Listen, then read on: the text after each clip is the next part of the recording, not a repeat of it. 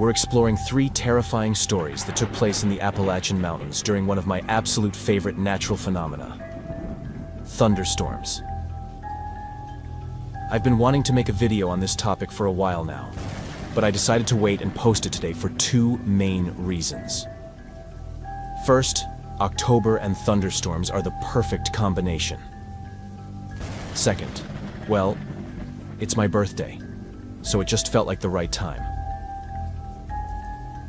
Thank you so much for being here and for choosing to support this channel. I truly hope you enjoy this video as much as I enjoyed reading and putting these stories together. If you have any suggestions, please leave them in the comments below. I'd love to hear from you. Now, dim the lights, get comfortable, and let's head back into the mountains. And remember, viewer discretion is advised.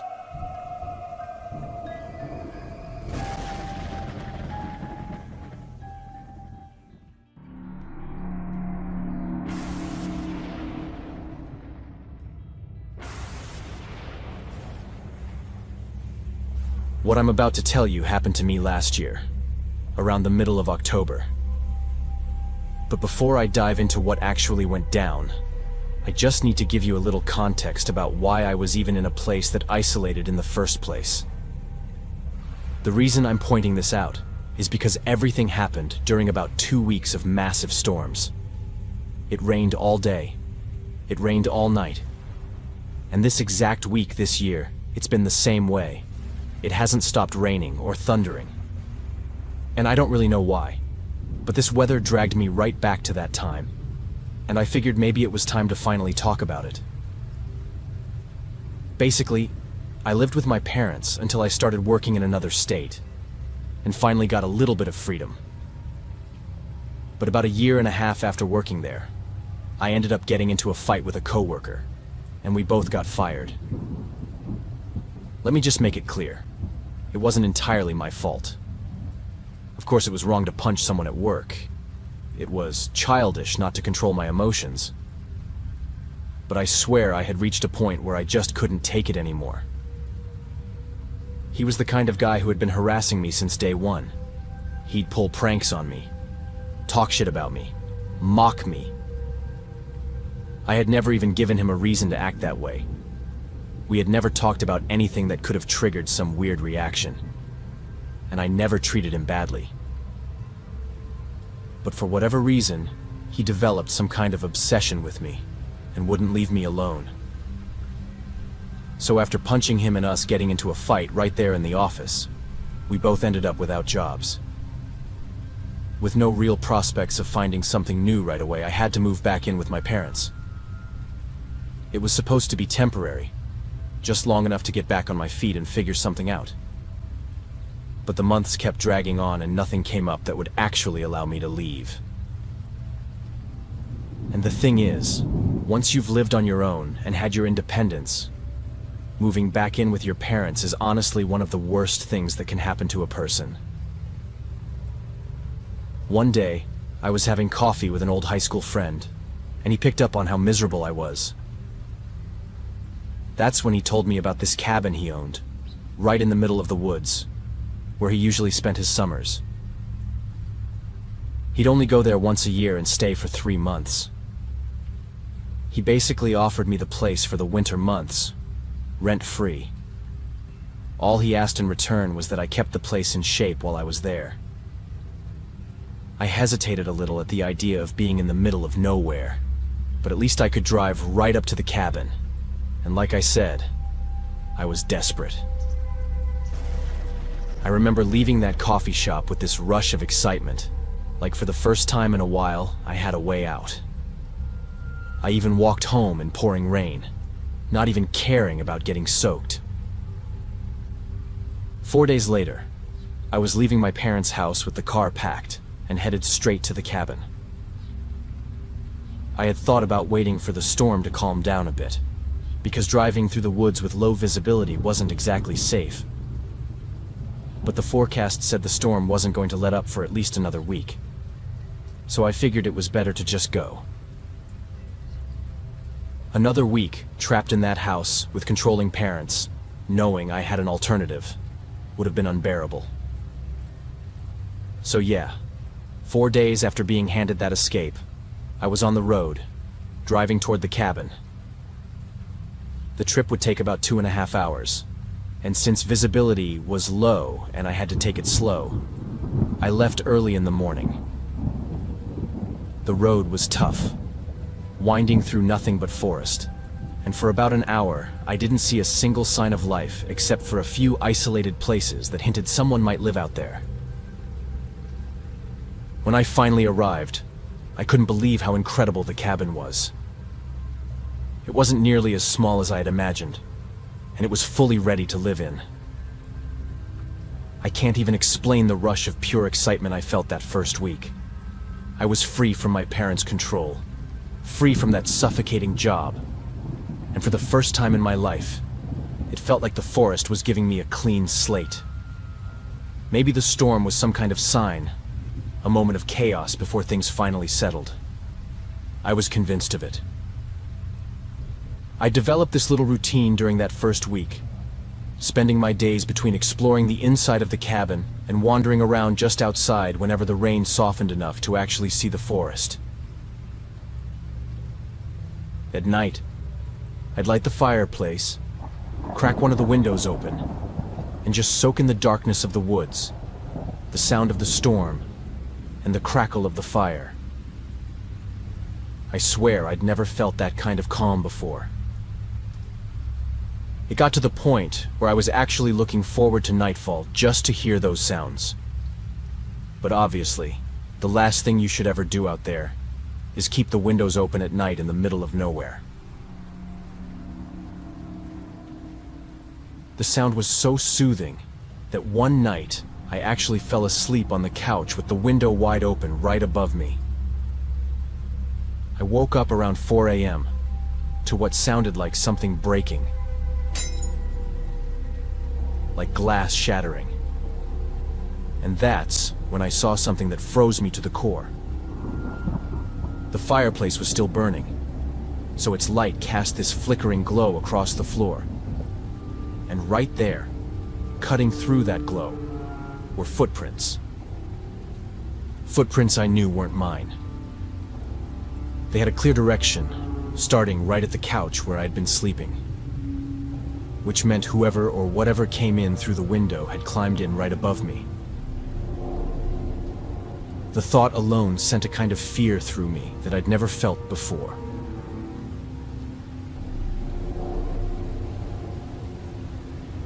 The footprints went toward the fireplace, then toward the smaller couch pushed up against the other window.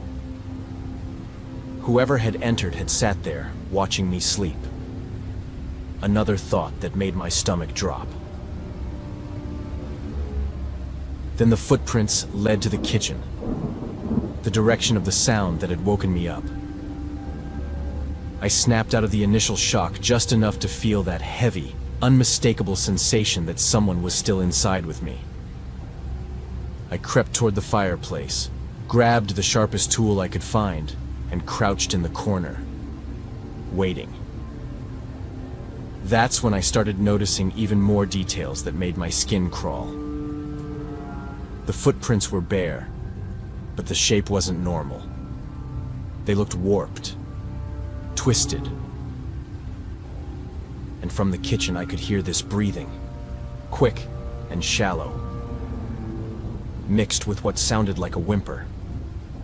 It was like someone crying, but it wasn't human crying. Not really. I shifted my weight, because my legs were going numb. And without realizing it, I slipped and hit my back against the wall. The sound wasn't loud, but it was enough.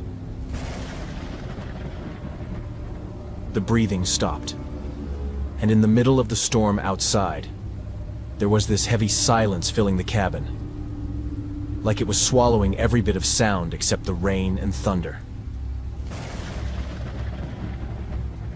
Then it happened too fast for my brain to keep up. Something, or someone, shot out of the kitchen into the living room and leapt through the window. It was so fast, I barely had time to react. and I swear to God I had never felt terror like that in my life. It wasn't running upright like a normal person, or at least, not completely. Its back was arched in this way that reminded me of someone really old. But there's no way someone that old could move like that. That speed, that agility, it wasn't right. It took me several seconds just to process what had happened. But when I finally managed to snap out of it, I ran to the window and slammed it shut. That's when I saw it. In the middle of the darkness, between the trees, two glowing eyes were staring right at me. I locked every window, every shutter. The kitchen was a mess. Two glasses shattered on the floor, and in one of them there was this weird, black, sticky residue. I have no idea what the hell that was. But I spent the entire night on edge, cleaning up everything, wiping away the muddy footprints from the floor, trying to hold myself together. By the time the sun came up, the cabin was spotless, and all my bags were lined up by the door, ready to get the hell out of there. Of course I told my friend everything, but I honestly don't think he really believes me. All he said was that he'd never seen anything like that out there, but he'd keep an eye out. To this day, I have no idea what I saw that night, but it was without a doubt the most terrifying night of my life.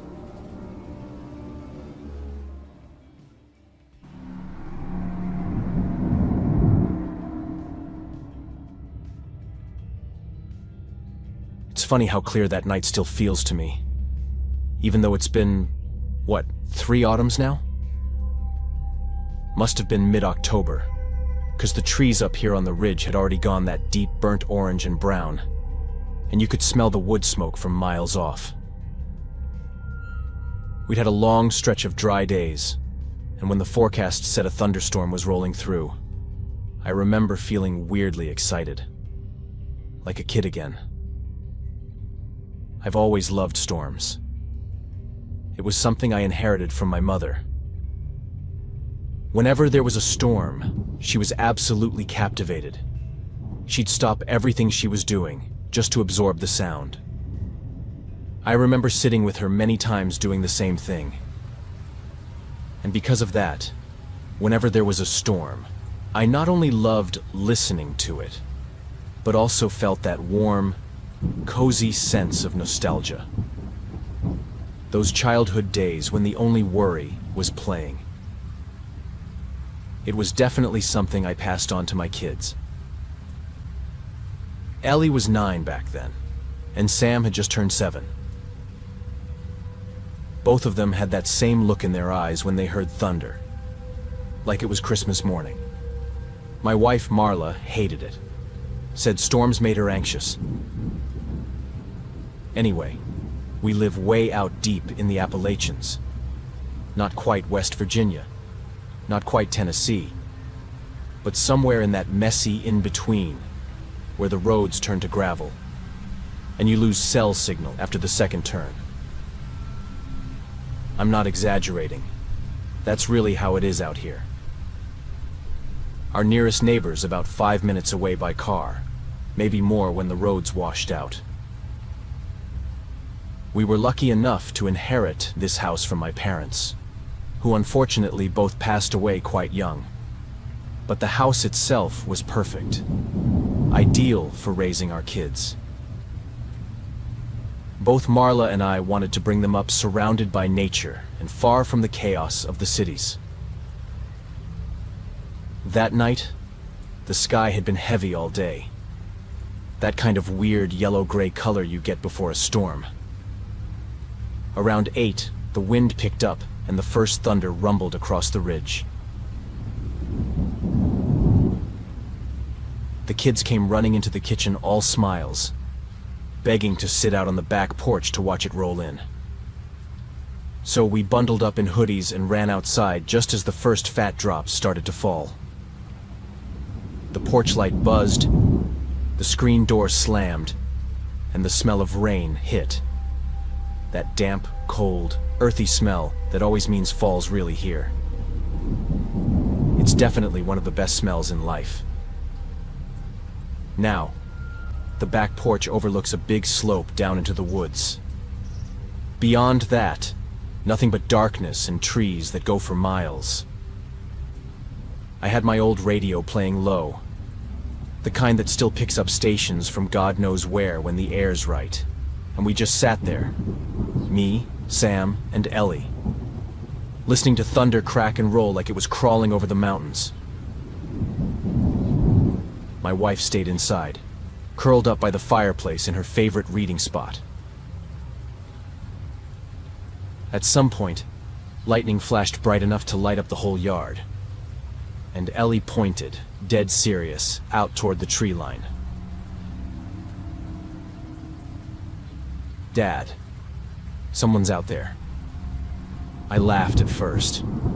I mean, it's dark. The rain's playing tricks on your eyes, right? But then another flash hit, and this time I saw something. A shape. I couldn't tell what it was, and I thought it might have just been a tree or a trunk with an odd shape. But I looked closer, fixed my eyes on the spot. And then I saw it again. Looked like a person. Standing still, half hidden by one of the trees at the bottom of the hill. My stomach kinda dropped. If it really was someone, and they'd been watching us, they'd probably realized we'd seen them. The kids started pointing right in that direction, and I kept staring for a long while. I told the kids to go inside and turn on the back floodlights. They didn't argue, just scrambled in through the screen door. I stayed put, waiting. The lights came on, bright white cutting through the rain. But there wasn't anybody there anymore. Just empty yard and wet grass bending in the wind. Which meant it wasn't just a weirdly shaped trunk. It was something capable of moving. And scarier than seeing it, there was the fact that it had been there moments before. But now I didn't know where it was. Didn't know if it had gone away or come closer. I told myself it was probably an animal. Hell, maybe even a deer standing weird. Nobody had ever come that close to the house before, but plenty of deer had, so that had to be the explanation. My wife had always loved animals, and sometimes they'd wander closer when she was around. Maybe it was a scared animal looking for shelter from the storm. But I still locked up every door in that house, front and back, and told Marla what we'd seen. I added that we should stay alert, but that there wasn't much reason to think something was wrong. Whatever it was, it had gone away. I felt bad lying to her like that, but I didn't want to ruin the night without a good reason. We settled in for the night, storm still pounding the roof. Watched some dumb Halloween movie with the kids till about 10. Eventually, we got them to bed. Or tried to. Not 15 minutes later, Sam came out of his room pale as paper. Said someone was knocking on his window. My whole body tensed, and Marla's face went petrified. Now, you gotta understand. His window faces the woods side of the house. No porch. No easy way to reach it. Meaning no one could possibly just peek in or knock on it. Maybe he was still scared from what he'd seen outside and was making it up just so he wouldn't have to sleep alone. Either way, I wasn't going to ignore what he'd just told me. So I went upstairs to his room. I took the flashlight with me, since by that point the power had already gone out. But when I got to his room, I was absolutely horrified. Lightning flashed again, and for a split second, I swear I saw a man's face. Just a shape. But it was there, right against the glass. I yelled, grabbed my old man's gun, and tore out the back door before Marla could even stop me. Rain coming down sideways, thunder so loud it shook the siding. I ran around to the side, where Sam's room was, but there was nobody there. I stood there for a long moment, looking around, trying to figure out where he'd gone, how he'd even managed to look in through the window. But when I turned toward the front, I saw movement. A man, wearing a hooded coat, slipping around the corner of the house. I ran after him, feet sliding in the mud, heart hammering in my throat. I was obviously terrified, but I wasn't about to let him lay a hand on my family. But by the time I rounded the corner, gone. Just the wind and the sound of the rain.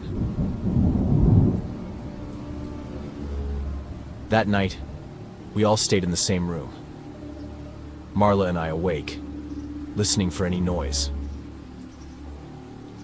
The kids were in our bed, all of us pretending to sleep, but really just waiting for another knock, another flash, another sound. But nothing else happened. Morning came, and with it, the storm calmed down. For a good 2 weeks afterward, we were all pretty tense. We installed security cameras around the property and reinforced the kids' bedroom windows. But nothing ever happened again. We never saw any man, and we have no idea what he wanted.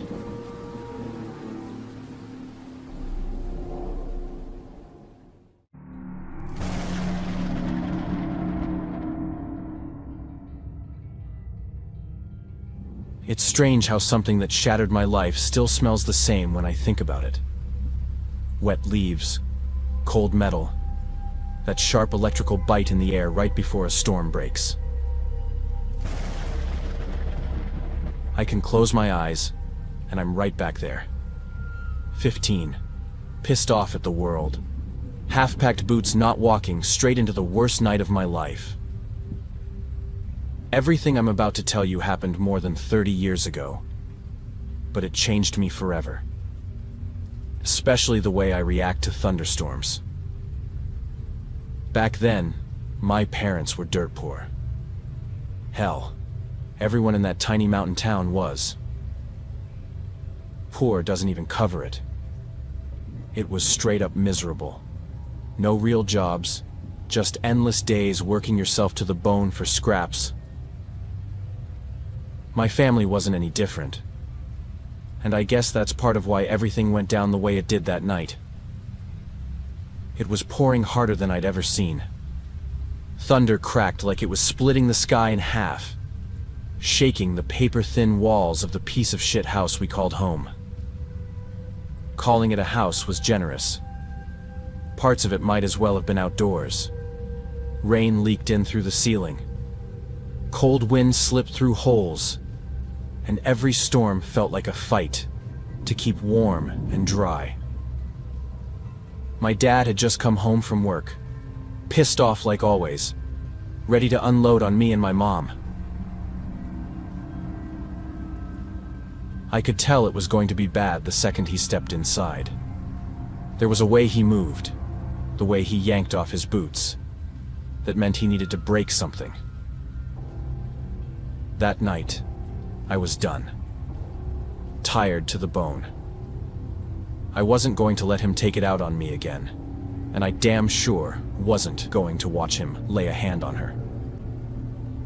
I told him he was a coward, that none of it was our fault, that he didn't have the right to dump all his shit on us. He let me finish talking. Then the slap came hard and fast. My face lit up with pain, but I didn't cry. I snapped. I shoved him back with everything I had. He stumbled, lost his balance, and smashed the back of his head against the corner of a piece of furniture. Panic hit me like a wave. I thought I'd killed him, but he was still breathing. My mom and I dragged him to the bed. I couldn't handle everything burning inside me. Anger, fear, guilt. It was too much. So I threw the front door open and just ran. We lived out in the Appalachian Mountains in Pennsylvania. Running off in the middle of the night wasn't new for me, but doing it during a storm like that was. I sprinted through the fields, rain soaking through every layer, the sky lighting up in white flashes. Eventually, I got scared of getting hit by lightning, so I stopped under a cluster of trees that offered a bit of cover. I was drenched, shivering, but burning up inside. Without thinking, I let out the scream, raw and furious. I lived in a place where I could scream all I wanted. First, it was almost impossible for anyone to actually hear me, especially with the storm roaring like that. And second, it was night. Nobody went into the woods after dark. Not ever. And definitely not after hearing a scream. I was dead wrong. Not even 30 seconds after the scream, I felt something move on my right. I turned, and there was a man. Hood pulled low, holding something long in his hand. It looked like a baseball bat. And the second I saw him, I just knew. He meant me harm. I tried to step back, but he lunged forward and swung. Then, everything went black. When I came to, my head was pounding. It was dark, and the air smelled foul, mold, rot, something sour. I knew exactly where I was. Not far from my house, there were these old ruins everyone called cursed. People said ghosts roamed there. But what scared us more than ghosts was the fact that it was falling apart. The only thing still standing was the shell of an old church. I'd been there before, with some friends. My wrists burned like fire. I realized my hands were tied behind my back with some kind of rough rope. It dug into my skin, too tight. Like whoever did it wanted to make sure I didn't move an inch. Then I heard a voice, and realized I wasn't alone. I couldn't make out what was being said, just the tone. I knew that voice, which made it worse. The door creaked open, slow and heavy, and I heard footsteps fading away. Then daylight slammed into me like a punch. It burned through my eyes, sharp and blinding, and my head felt like it was splitting in two. I don't know how long I stayed there after that. Soaked to the bone, teeth chattering, every muscle locked up.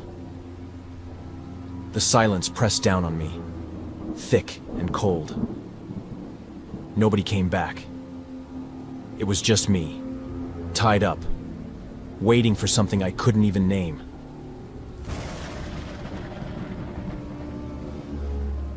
I honestly thought I was gonna die there. Nobody ever came through that area, not unless it was some hunter cutting through the woods, and even that was rare. And it sure as hell wasn't hunting season. Outside, the storm was still raging, pounding against the broken walls like it wanted in. I remember lying there, tied up, soaked, and freezing, knowing no one was coming. Then, finally, the door opened again and a man stepped inside. For a split second, I felt pure terror, and then relief. It was Mr. Buck, our closest neighbor. He was the kind of guy who'd give us potatoes when we couldn't afford dinner. For a heartbeat, I thought maybe he'd been the one who took me. but the panic in his voice killed that thought fast. He was there to help. He rushed to untie me, asking questions I couldn't even process. Who did this? What happened? How long had I been there? I couldn't answer. I just kept whispering, "Thank you," and begging him to hurry. Then the door slammed open again. Another man, the same shadow I'd seen in the woods, was there.